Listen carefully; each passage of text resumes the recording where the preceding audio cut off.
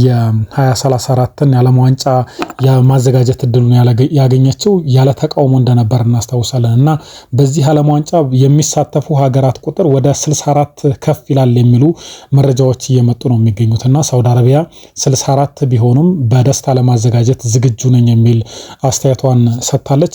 የ2026 ዓለም ዋንጫ በሶስት ሀገራት ጥምር አዘጋጅነት ነው የሚከናወነው። እንደሚታወቀው አሜሪካ፣ ካናዳና ሜክሲኮ ናቸው የሚያዘጋጁት። በዚህ ውድድር የተሳታፊዎች ቁጥር ከ32 ወደ 48 ከፍ እንደሚል ይታወቃል።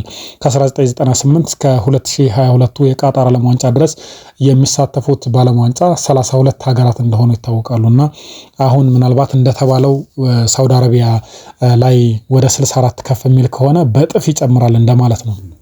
ሳውዲ አረቢያ በብቸኝነት በምታስተናግደው ውድድር ቁጥሩ አሁን ከፍ ቢልና 64 ቢደርስ እንኳን ይሄንን ለማዘጋጀት ብቁ ነኝ የሚል አስተያየታቸውን ሰጥተዋል። የሀገሪቱ ስፖርት ሚኒስትር ንጉስ አብዱላ አዚዝ ቢን ቱርኪ ቢን ፈይሰል ናቸው ይሄንን አስተያየት የሰጡት።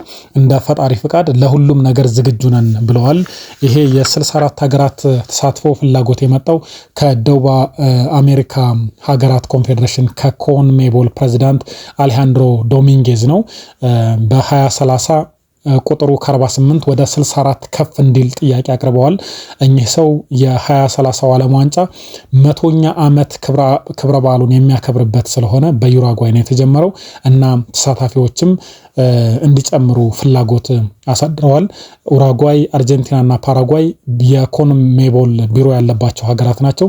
እነዚህ ሀገራት የውሳኔ ለውጥ ከሌለ 48 ሀገራት በሚካፈሉበት ውድድር እያንዳንዳቸው አንዳንድ ጨዋታን የመክፈቻ መርሃ ግብሮችን ያስተናግዳሉ።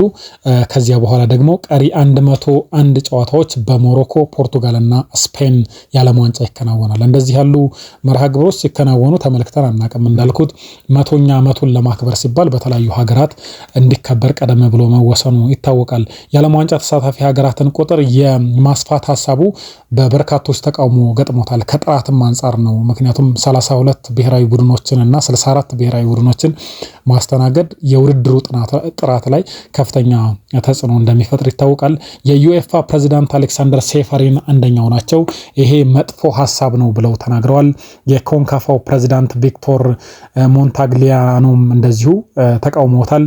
የኤሲያ እግር ኳስ ፌዴሬሽን ፕሬዚዳንት ሼህ ሳልማን ቢን ኢብራሂምም ረብሻ መፍጠር ነው ይሄ ብለው ቀደም ብለው ተቃውሞታል። ከ32 ወደ 48 በማደጉ በጣም ግርግር ይፈጠራል። ስለዚህ ጨዋታዎችን ከ64 ወደ 104 ይጨምራቸዋል የጨዋታዎቹን ብዛት። እንደዚሁም ደግሞ አሁን የሚጨምር ከሆነ በተመሳይ ሌሎች 16 ሀገራት የሚጨምሩ ከሆነ የጨዋታዎቹ ቁጥር በዛው ልክ ከፍ ይላል እና ግን ውሳኔው በ37 የፊፋ ኮንግረስ አባላት የሚወሰን ይሆናል። የ48 ሀገራቱ ውሳኔ የተወሰነው በ2017 እንደነበር እናስታውሳለን። በ2034 መልሳ ያገኘችው ውድድሩን እንደ 2022ቱ የቃጣር የበጋ ዓለም ዋንጫ የማድረግ ፍላጎት አላት። ምክንያቱም መካከለኛው ምስራቅ ላይ በጣም ከባድ ሙቀት እንዳለ ይታወቃል።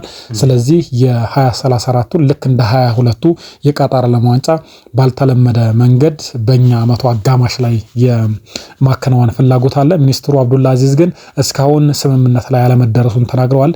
ከፊፋ ጋር ንግግሮች እንደቀጠሉ ነው። ትክክለኛውን ጊዜ የመምረጥ ውሳኔ የፊፋ ነው ብለዋል። እኛም ደጋፊዎቹን በትክክለኛው ጊዜ መጥተው እንዲደሰቱ ለማድረግ በሁሉም ነገር ዝግጁ ነን። በተመሳሳይ ዓመት ሁለት ታላላቅ ውድድሮችን ማዘጋጀት ከባድ እንደሆነም ተናግረዋል። የኤዥያ ዋንጫዎችንም ታስተናግዳለች 2034 ላይ ሳውዲ አረቢያ።